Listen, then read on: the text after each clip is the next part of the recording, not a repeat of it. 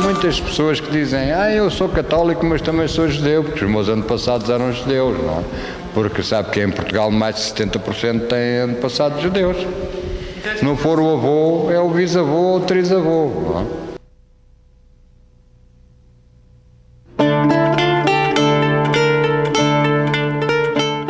Esta viagem começa no extremo sul de Portugal, onde o mar é azul e frio, as casas brancas e os visitantes vêm dos países do norte da Europa, atrás de calor e boa comida.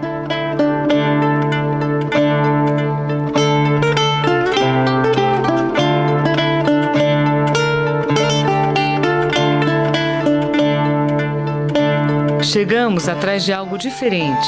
Num misto de expectativa e curiosidade, entramos em Portugal por terra, vindas de Sevilha, na Espanha.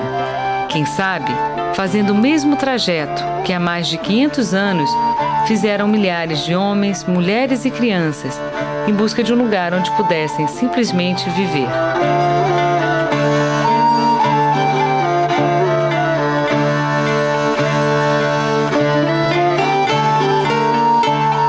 Seguimos atrás das marcas deixadas pelos judeus que um dia povoaram Portugal, que um dia lá morreram e que um dia foram forçados à conversão. Normalmente aquelas pessoas com apelidos de árvores, os carvalhos, as nogueiras, as pereiras, as oliveiras, os silvas, e não só, pois há os caetanos, Pessoas, Amorins, Rodrigues, Lopes, Cardoso, Sousas, Nunes, Mendes, Azevedos. Essas pessoas têm antepassados judeus. Aqueles que não se curvaram à máquina de morte instituída pela Igreja Católica na figura do Santo Ofício e continuaram secretamente acreditando em seu Deus, foram jogados à margem da história e submetidos a humilhações e torturas inimagináveis. São eles os marranos, conversos de nome, não de alma. Dom Manuel, depois que ele ordenou a conversão forçada de todos os judeus ao catolicismo, ele ficou preocupado e assustou-se com o grande número de judeus que quiseram sair. E ele então fechou os portos, fechou todas as saídas e não permitiu mais que nenhum judeu deixasse Portugal. Quando Dom Manuel morre, a tradição do marranismo já estava formada.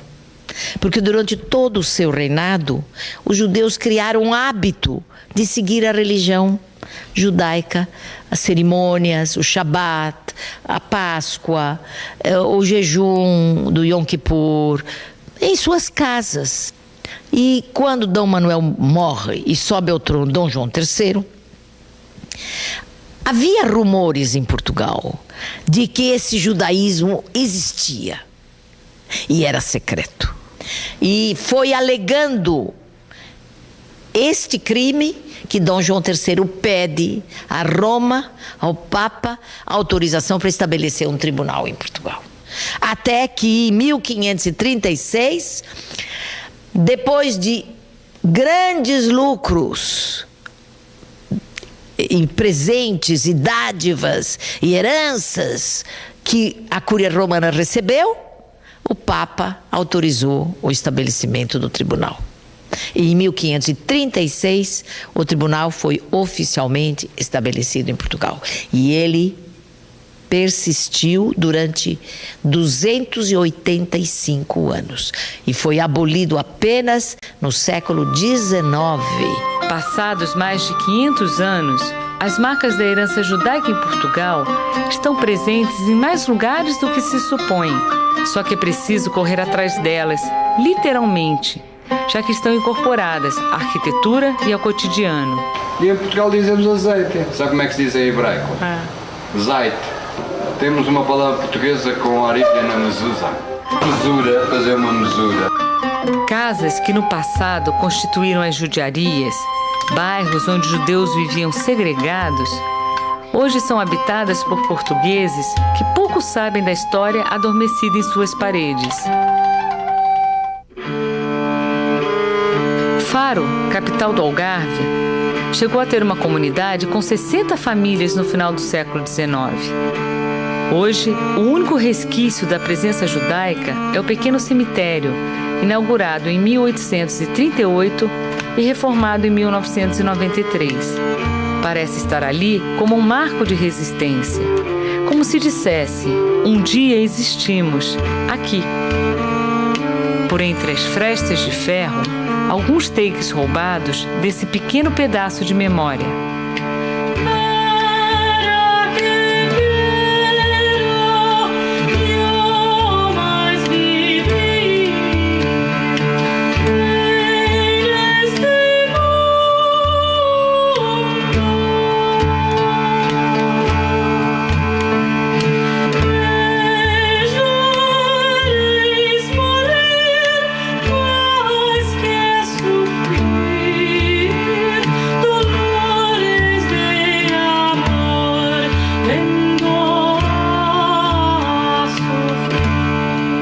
Deixamos a costa e adentramos o país pelas planícies do Alentejo.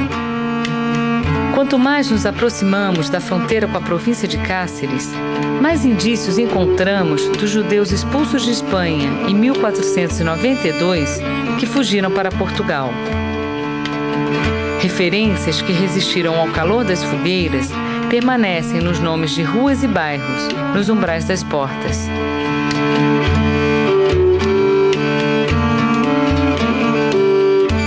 Um olhar mais atento identifica as ranhuras onde um dia repousaram mezuzais que guardavam os lares judaicos. Foram arrancadas. A conversão forçada obrigava os judeus a deixarem outra marca em suas portas: cruzes gravadas na pedra.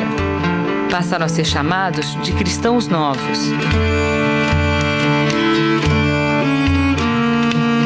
Dom João II fez uma coisa mais horrorosa ainda. Ele mandou tirar todas as crianças de 2 a 10 anos dos pais judeus e mandou todas essas crianças para a ilha de São Tomé, que eram chamadas as ilhas desertas, que eram desabitadas, onde ele mandava os piores criminosos, e uma ilha onde só havia répteis e animais selvagens. Samuel Usque, um dos cronistas judeus do século XVI, ele conta que essas crianças foram comidas pelas feras. Mas esse fenômeno de tirar as crianças é muito comum na história de Portugal. Não foi só Dom João II, Dom Manuel também. Ele mandou também tirar as crianças até os 14 anos dos pais e para serem criadas pelas famílias cristãs. Às vezes a gente fica até pensando por que as mães judias são tão histéricas, mas se a gente for recapitular a história, a gente vai encontrar vários fenômenos que podem fundamentar esta histeria da mãe judaica, que em vários momentos da história nós encontramos a vingança feita com as crianças. Em vários episódios da história. 1,5 milhão de crianças morreram no Holocausto também. Não é? Quer dizer que você vê que violentar o amor materno foi das expressões do antissemitismo.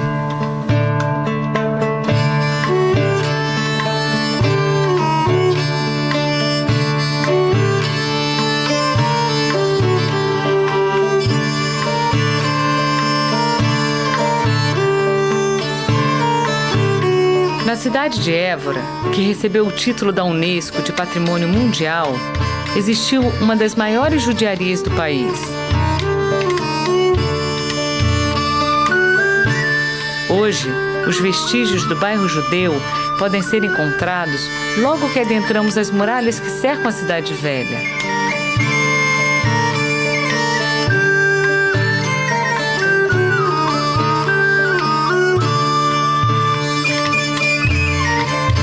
Andando mais um pouco, nos deparamos com o local onde teria existido uma sinagoga.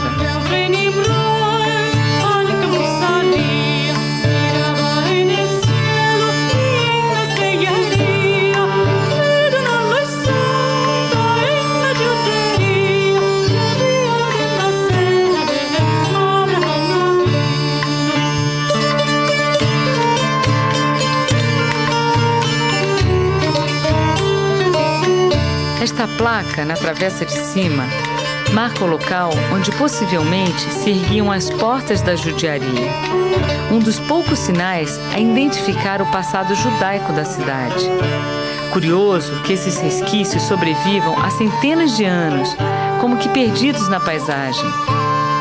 Os habitantes pouco sabem deste pedaço da história e vamos descobrindo os locais, por obra do acaso e sorte. Em frente ao Museu de Évora, ergue-se o edifício onde um dia funcionou o Tribunal da Inquisição e o Palácio do Inquisidor. Sobre a porta resiste o escudo da Inquisição, a cruz ladeada pela espada e pelo ramo de oliveiras. Entre a cruz e a espada, quem aceitava a cruz ganhava o ramo de oliveiras, quem negava ganhava a marca da espada.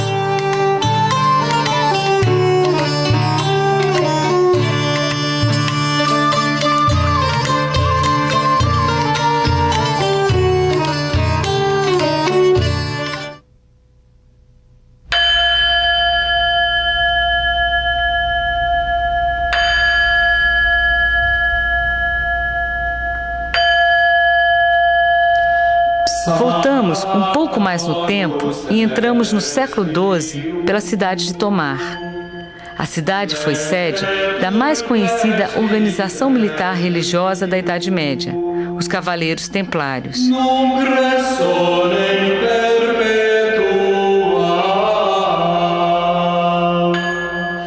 Tantas histórias existem de conquistas e barbáries destes monges guerreiros que combateram muçulmanos na defesa da fé cristã. A ordem prosperou durante 2 séculos e foi extinta em 1312 pelo Papa Clemente V. Mas as riquezas acumuladas em doações de terras e dinheiro fizeram com que o rei Dom Dinis de Portugal não permitisse a extinção dos Templários. O rei fundou a Ordem de Cristo. Primum sum sit politronum.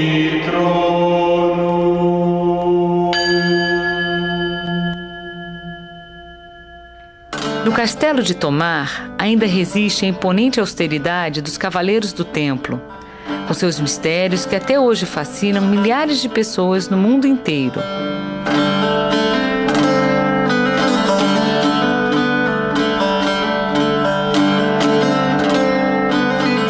Na parte baixa da cidade, vielas e casas de pedra conservam a arquitetura da era medieval.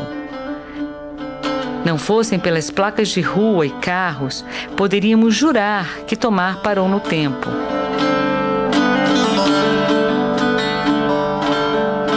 Os judeus chegaram por aqui no século XIV e logo se tornaram uma comunidade próspera. Construíram uma sinagoga entre 1436 e 1460. Mas, como em todo Portugal, também foram expulsos ou forçados à conversão no final do século XV, pelo Edito de 1496. Durante 5 séculos, a velha sinagoga foi profanada das mais diversas formas. Transformou-se em cadeia, depois em igreja e no início do século XX era um armazém. Foi nesta época que o engenheiro de Minas Samuel Schwartz, um judeu polonês que se estabeleceu em Portugal, comprou o edifício, resgatando assim a memória judaica de Tomar. Nos dias de hoje, a Sinagoga de Tomar é o templo judaico mais antigo de Portugal. Nela funciona o Museu Luso-Hebraico Abrão Zacuto, homenagem ao grande sábio português, um dos mais notáveis intelectuais do século XV. A sinagoga recebe milhares de visitantes todos os anos e se mantém em excelente estado de conservação graças ao empenho de um marrano que dedica sua vida a cuidar do templo. Luiz Vasco nos conta um pouco da história deste lugar sagrado. Foi construído por volta de 1438 e tem 4 colunas, porque normalmente os judeus sefarditas, mas mais os judeus portugueses, construíam sinagogas com 4 colunas em honra das 4 matriarcas, das 4 mães de Israel. A Sara, a outra a Rebeca, lá atrás as 2 irmãs, a Lia e a Raquel, que eram filhas de Labão e casaram com Jacó.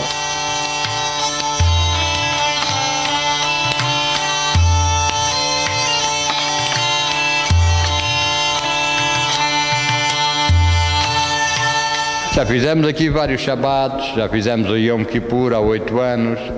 Quase 500 anos depois de Dom Manuel ter ordenado a expulsão ou conversão dos judeus, o Yom Kippur voltou a ser celebrado na velha sinagoga.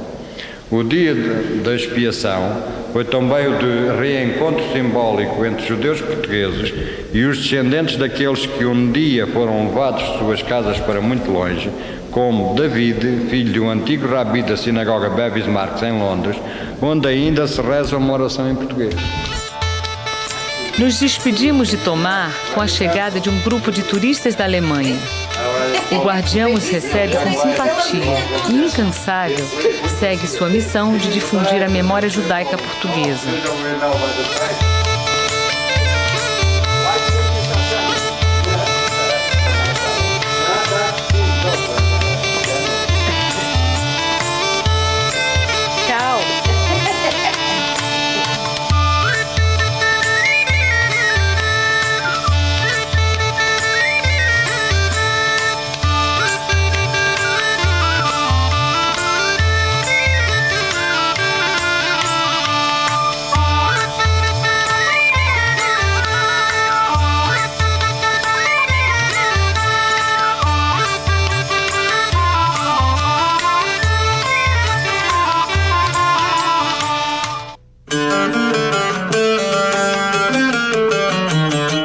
Chegamos a Castelo de Vide, a menos de 1 hora da fronteira com a Espanha. Logo vemos placas indicando locais como o bairro judeu e a sinagoga medieval.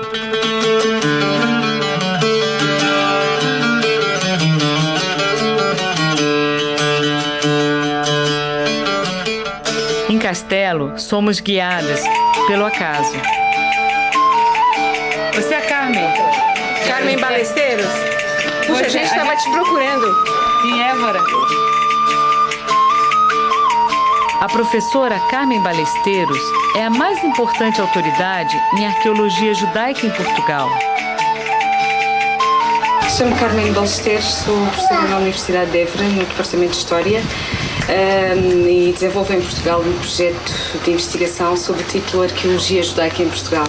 Ou seja, por outras palavras, trabalho especificamente sobre os vestígios materiais da presença dos judeus durante a Idade Média no território português. E, sobretudo, alguns vestígios têm a ver com pequenas marcas registadas nas ombreiras das portas, nomeadamente no que diz respeito às cruzes marcadas em ombreiras de porta nos bairros judaicos medievais como forma de cristianização desse espaço. Portanto, a minha investigação tem a ver com essas questões, vestígios materiais, espaços de vida e espaços de morte até 1496 e desde os vestígios materiais mais antigos da presença de judeus na Península Ibérica, que neste momento são do século II depois de Cristo.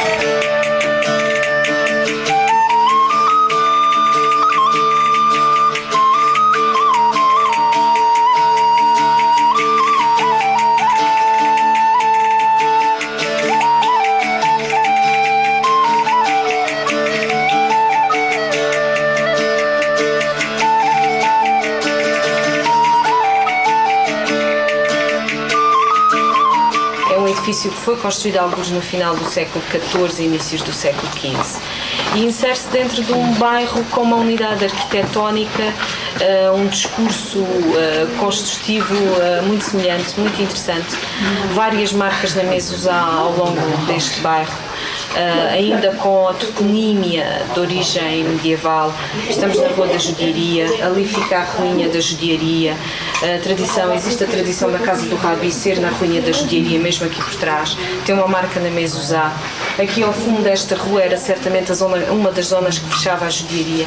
Aliás, ainda podemos ver na pedra, no afloramento, o negativo do encaixe de um osso de porta. Portanto, foi uma joalharia fechada por estruturas, materiais não perduráveis, portanto, provavelmente uma porta em madeira. Ou seja, os vestígios estão cá, obviamente para os olhos mais incautos e mais desprevenidos não são fáceis de ler, mas eles estão cá para quem obviamente percebe alguma coisa do mundo material e do mundo religioso judaico.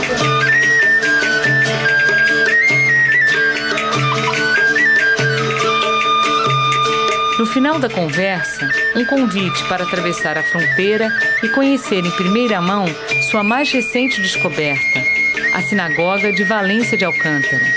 Em menos de 1 hora, chegamos ao nosso destino.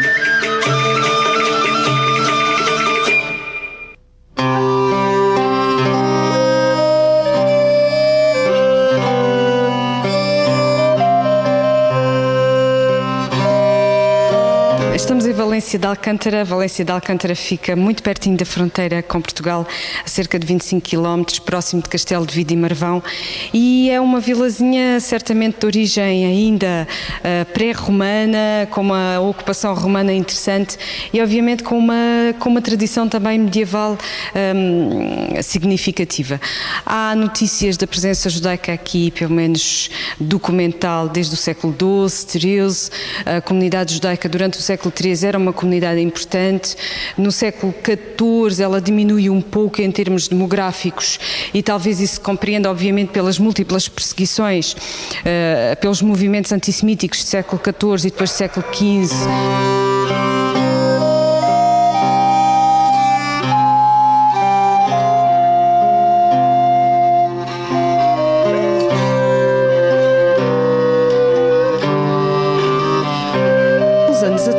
Quando visitávamos Valência de Alcântara, chamou-nos a atenção este edifício, sobretudo porque as pessoas daqui diziam que era a Iglesia de los Judíos. A Iglesia de los Judíos, coisa tão estranha, judeus com a Iglesia, mas enfim, obviamente viemos cá ver. Nessa altura espreitámos apenas pelo buraco da fechadura e quando espreitámos pelo buraco da fechadura, porque era uma garagem, um sítio para guardar carros, deparámos-nos logo imediatamente com estas 4 colunas centrais, com este aspecto magnífico. Depois de termos conhecido a Sinagoga Tomar, é evidente que não podíamos ficar indiferente à arquitetura desta. Portanto, parece-nos que é uma sinagoga que obedece ao modelo sefardita de construção das sinagogas, quadrangulares, com cerca de 8, 9 a 10 metros por 8, 9 a 10 metros. Portanto, aqui nesta zona da Península Ibérica e sobretudo junto à Raia, há algumas sinagogas com esta dimensão, quadrangulares para o espaço de oração, retangulares para o espaço das mulheres, as 4 colunas centrais definindo a zona da Bimá e, portanto, é um espaço arquitetónico muitíssimo interessante.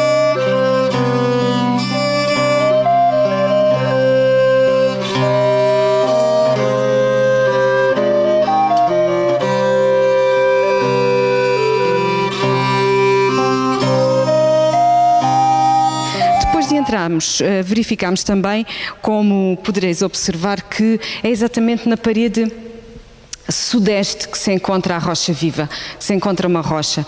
Será coincidência? Será um acaso? Ou será que efetivamente o facto desta rocha que aqui foi deixada e que não foi retirada quer significar alguma coisa e tem alguma lembrança, alguma memória da pedra fundamental do Templo de Salomão? É possível que seja isso. É interessante também que Valência de Alcântara é um bairro judaico onde podemos encontrar toda uma série de cruzes espalhadas pelas ombreiras das portas. Cristianização do espaço, cristianização de um bairro, numa vila onde ainda por cima se deu um casamento real muitíssimo importante para a história dos judeus peninsulares. O casamento entre o nosso rei Dom Manuel e a infanta Dona Isabel, filha dos reis católicos. Foi na igreja de Rocamadouro, um pouco mais acima, que teve lugar esse casamento que motivou a expulsão dos judeus de Portugal em 1496. Naturalmente esse casamento teve implicações na estrutura do espaço. A Inquisição também esteve aqui presente. Aliás, temos uma pedra de armas da Inquisição numa das ruas, a Calha Bordalo. E naturalmente deve ter havido preocupação em cristianizar também este espaço. Uma intervenção arqueológica não deve ir só à procura de um tema em especial, da ocupação de um sítio como sinagoga ou como outra coisa qualquer. No fundo, aquilo que se pretende é compreender o espaço todo na sua globalidade. Foi isso que tentámos fazer e penso que minimamente foi isso que conseguimos.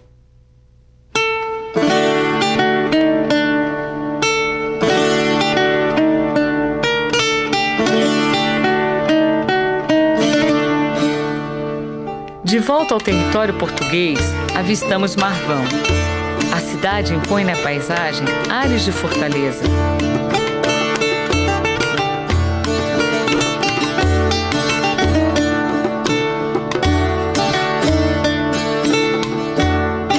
Foi um dos mais importantes pontos de entrada dos judeus em Portugal. Pela Torre da Portagem, atravessavam e pagavam por sua suposta liberdade no reino de Dom Manuel.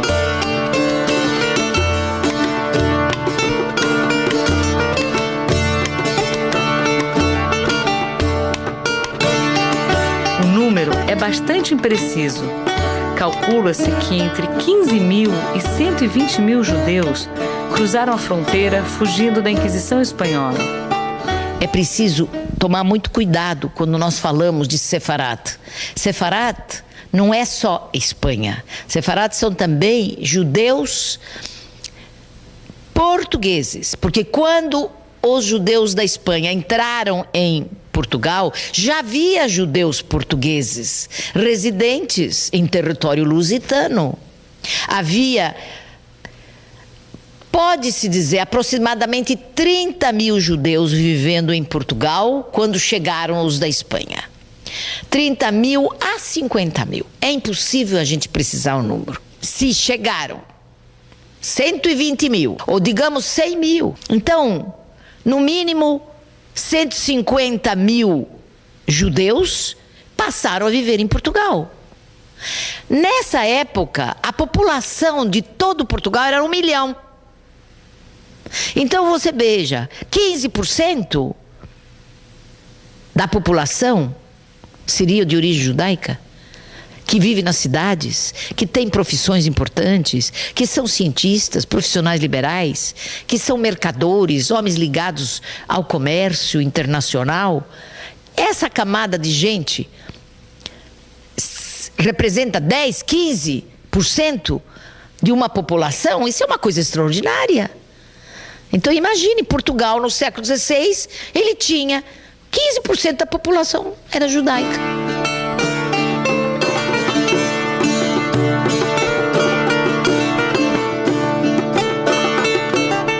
No Museu de Marvão, nos deparamos com resquícios arqueológicos do cemitério judaico da cidade.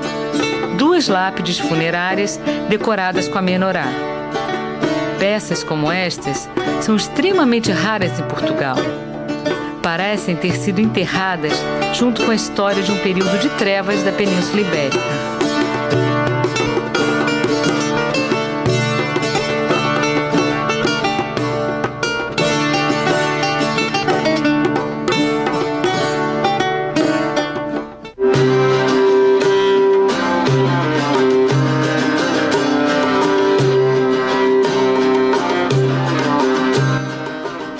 Rumo ao norte, tomamos o caminho da cidade de Guarda. A antiga judiaria ocupa parte da cidade medieval cercada por muralhas. Os judeus se estabeleceram em Guarda no século XIII.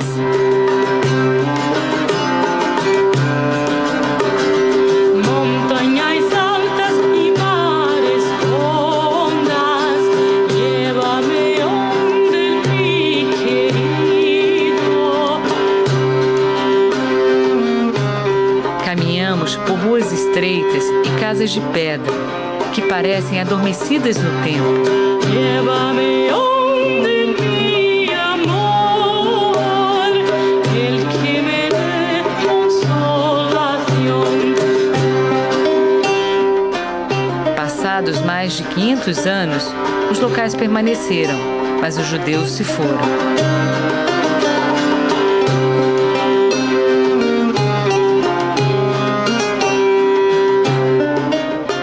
Onde funcionava funcionava o Tribunal Judaico é hoje uma residência, sem nenhuma identificação do passado.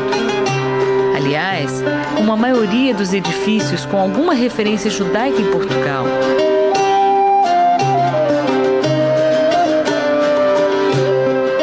É preciso ter olhos atentos para descobrir as marcas da história.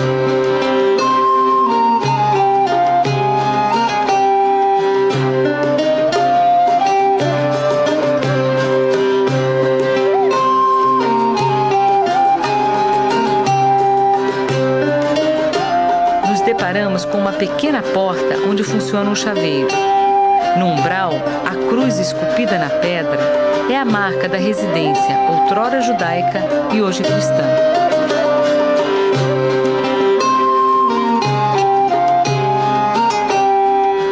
No fundo da loja, resquícios arqueológicos da presença dos judeus.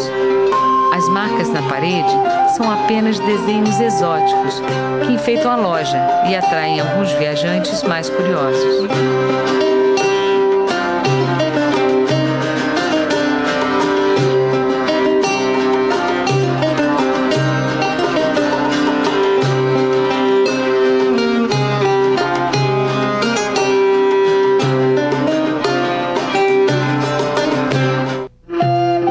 Seguimos viagem para Belmonte.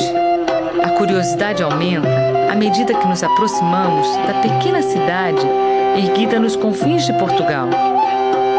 Diz-se que os judeus de Belmonte conseguiram preservar a tradição religiosa graças à localização da cidade.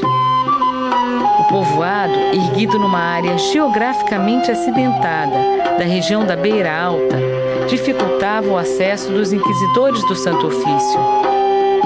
Isso não significava, porém, que os judeus pudessem seguir a religião livremente. As conversões também eram obrigatórias e o judaísmo se manteve graças à tradição oral. Normalmente eram as avós que mantinham sempre as tradições. Em Belmonte é a mesma coisa. As velhinhas é que mantêm a tradição, não são os homens. Eram tradições orais, não é? Porque não podiam ter papéis escritos, nada, tinham que decorar. Tinha que ser oral. Assim, Belmonte abrigou o mais importante núcleo de marranos do país, o único do mundo. O inusitado desta comunidade judaica é que sua existência só foi revelada depois da Primeira Guerra Mundial, pelo judeu Samuel Schwartz, que a descobriu por acaso. Foi na década de 20 que um engenheiro de Minas foi trabalhar no norte de Portugal, numa região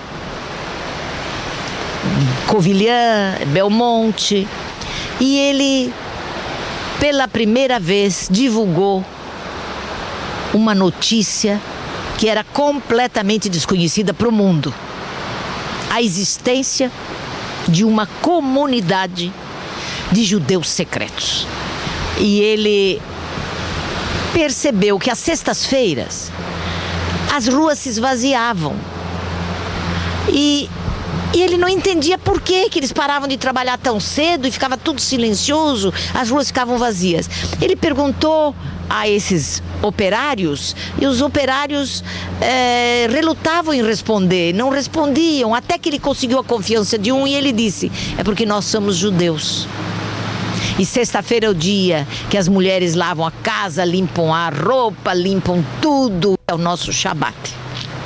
E aí é que Samuel Schwartz penetrou na casa deles e descobriu que eles sabiam orações que vinham sendo transmitidas oralmente há 200, 300 anos. Belmonte possui uma aura diferente. Não é absolutamente um lugar turístico, apesar de possuir um centro antigo, muralhas e castelo.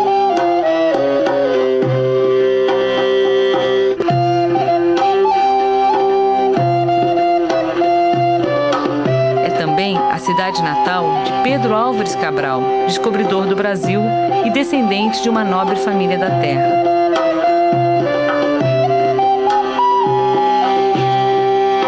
É interessante que 50 anos depois de Schwartz, eu fui a Portugal. E o que eu encontrei em Belmonte foi um fenômeno único realmente que existe hoje no mundo. Porque nós não conhecemos nenhuma outra comunidade secreta de marranos. É interessante que quando eu cheguei à vila, eu perguntei a várias pessoas se eles sabiam se havia cristãos novos na vila. E eles não queriam responder. Não me respondiam, viravam, ficavam quietos e não respondiam. Foi aí que eu entrei numa loja de tecidos e um homem estava vendendo uns tecidos e eu cheguei perto dele e perguntei a ele: o senhor sabe se existem cristãos novos nesta vila? E ele não quis me responder também. Aí eu disse a ele: o senhor sabe que hoje existe um Estado livre, Israel, que toma conta dos judeus? Eu vim de lá agora.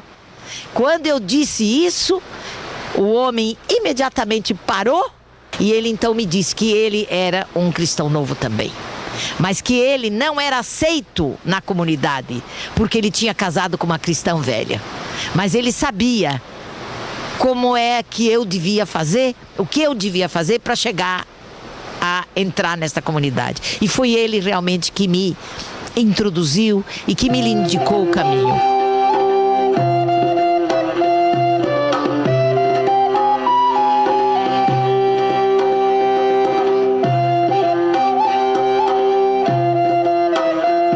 Foi muito interessante a minha estadia em Belmonte, porque eles não acreditaram em mim.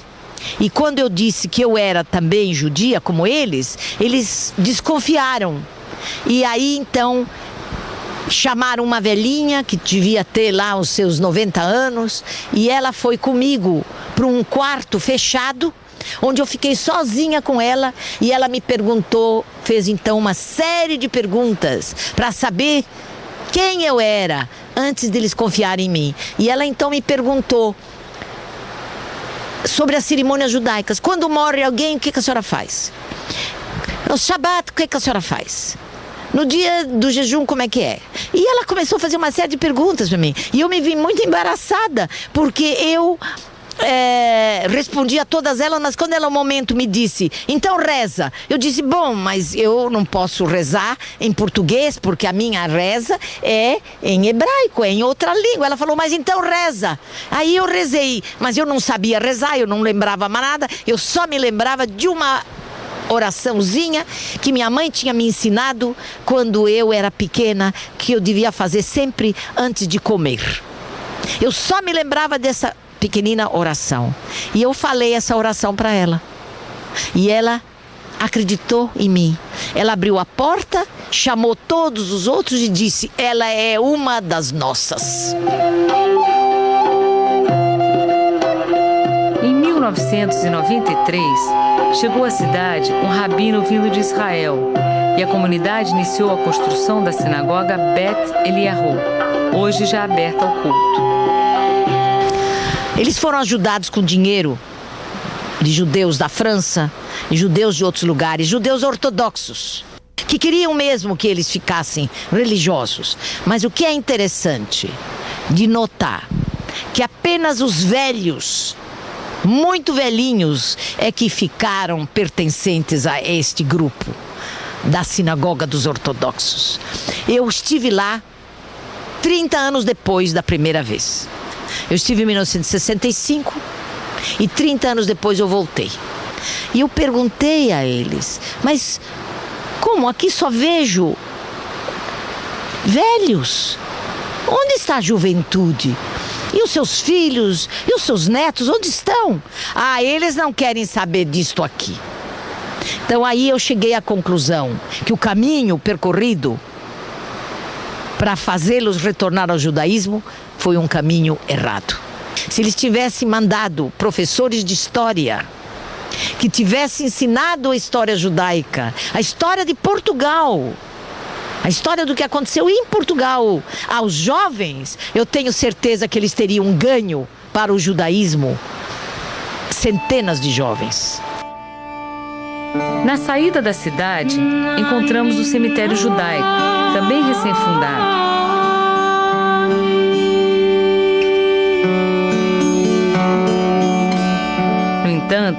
que nos chama a atenção é o pequeno cemitério na parte antiga da cidade.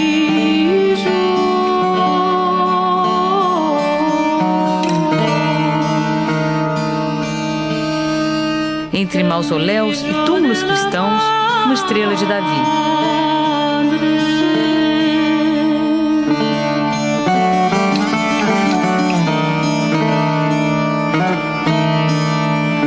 Portugal é um dos poucos lugares no mundo onde encontramos judeus e cristãos enterrados lado a lado.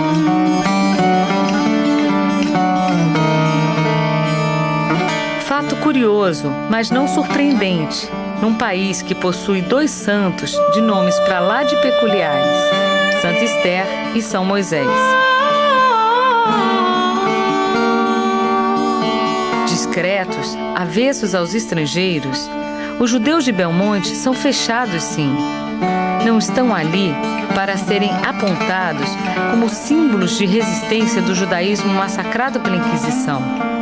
Seguem simplesmente o mesmo curso de vida que guiou seus pais, avós, bisavós, tataravós. Os judeus de Belmonte não são mártires à procura de algozes, muito menos orgulhosos de terem sobrevivido a 3 séculos de horror e perseguições da Inquisição.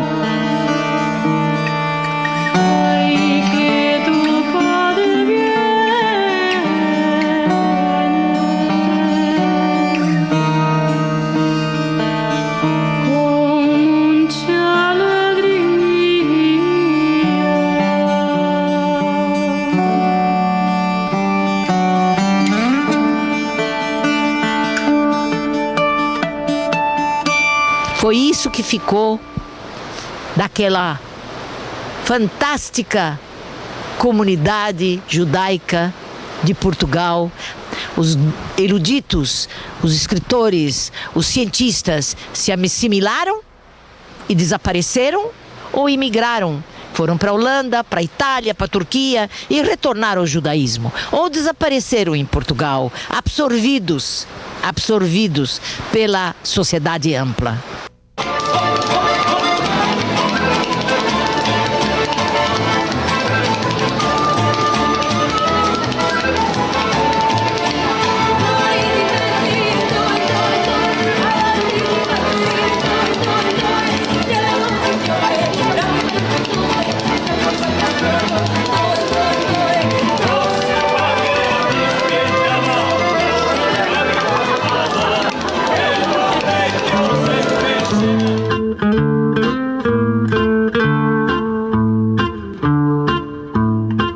Chegamos à cidade do Porto, capital do Norte.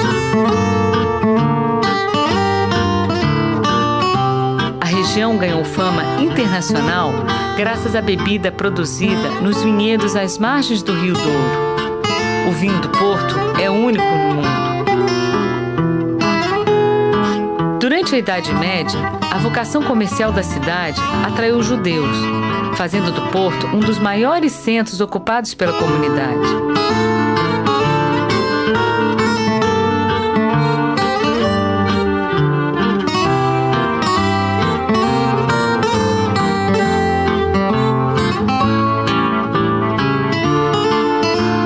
Chegou a ter 2 bairros judeus. A velha judiaria localizava-se na atual Rua de Santana, próxima à Rua Escura e ao Largo do Colégio.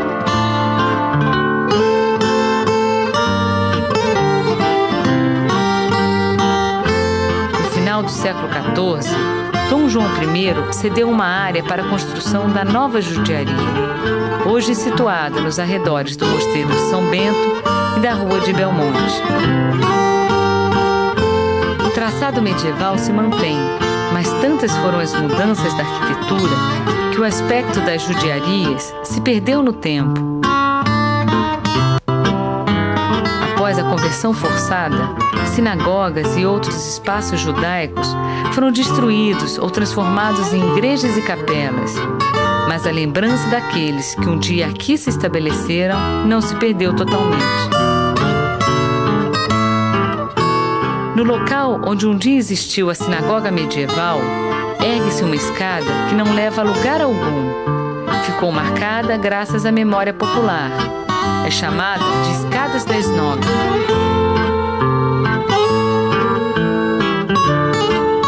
Hoje, o porto possui uma sinagoga de arquitetura moderna, construída em 1929.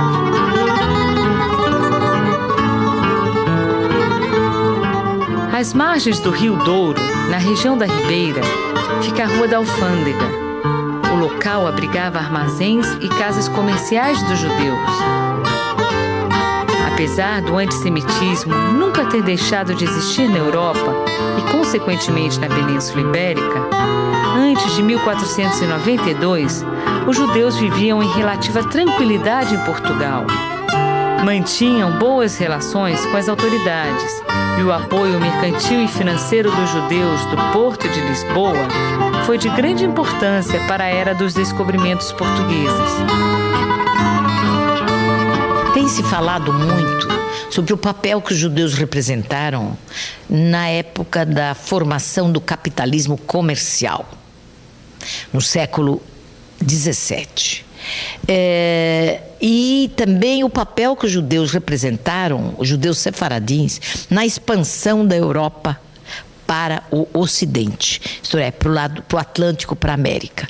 É interessante lembrar que este papel, fundamentalmente, foi papel dos judeus portugueses e não dos judeus espanhóis. Quer dizer, os judeus de origem portuguesa, ou melhor, os cristãos novos, os portugueses de origem judaica, e não os espanhóis de origem judaica. Porque os judeus da Espanha que entraram em Portugal, eles acabaram se tornando portugueses. Passaram 3, 4, 5 gerações, eles eram portugueses. E foi como portugueses que eles atuaram no mundo. E em Portugal eles eram chamados portugueses de nação hebraica. E na Holanda eles eram chamados judeus de nação portuguesa. Afinal, os judeus não sabiam nunca o que eles eram. Se eles eram portugueses, se eles eram judeus, se eles eram laicos, se eles eram religiosos. Eles sempre jogavam-se, atiravam-se os judeus para o lado que se queria.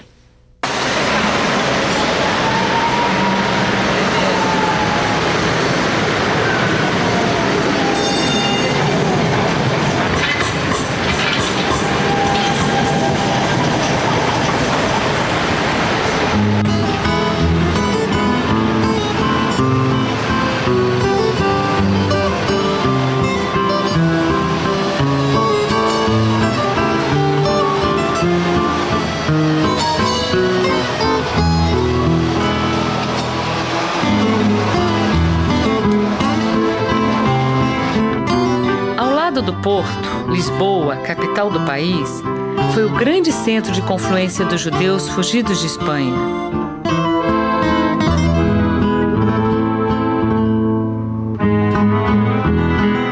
Situada às margens do rio Tejo, a cidade das 7 colinas ainda guarda alguns testemunhos da história.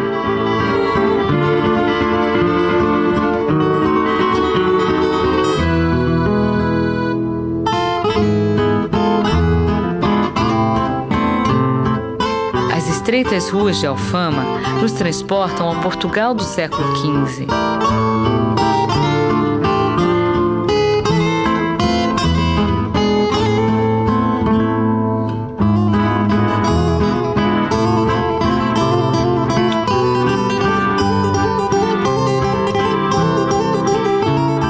No número 8 do Beco das Barrelas, próximo à Rua da Judiaria, teria existido uma sinagoga.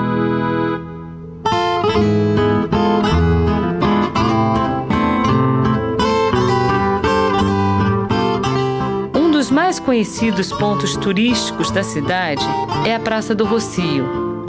A história deste espaço monumental não pode jamais ser dissociada da trajetória dos judeus em Portugal.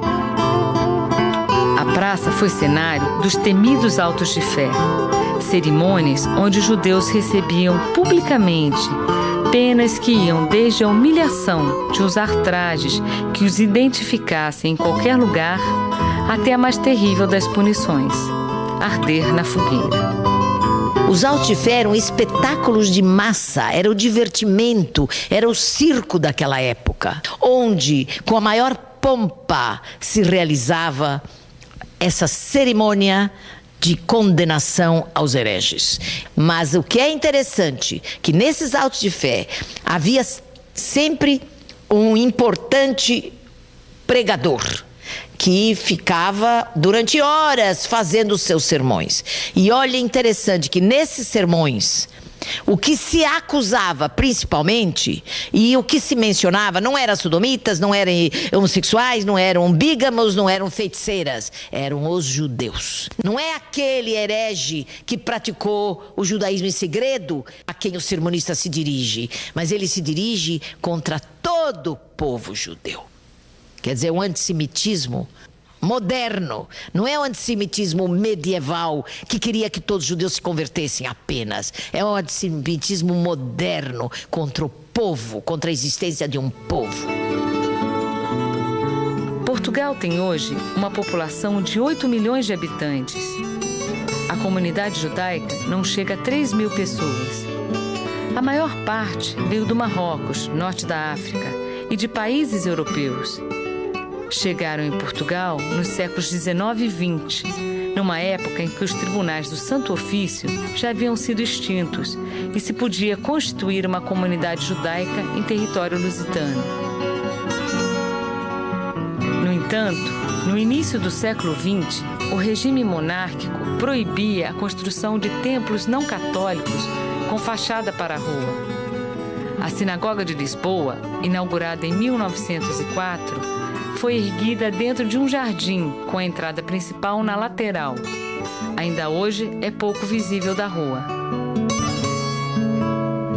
Em Portugal, os judeus não se dividem somente em asquenazitas, provenientes do leste europeu, e sefaraditas, originários da Península Ibérica. Tampouco em ortodoxos ou laicos. Em Portugal, o fator determinante da diferenciação foi o Santo Ofício. Encontramos de um lado uma comunidade que surgiu depois do fim da Inquisição. Judeus descendentes de imigrantes e retornados, que cultuam a religião abertamente e seguem tradições de 5.000 anos. Do outro, o fenômeno único do marranismo. Judeus que guardaram os ensinamentos como relíquias, passadas de geração a geração por rezas e cultos adaptados. É no cruzamento destas duas diferentes vivências da religião que podemos encontrar a identidade do judaísmo português.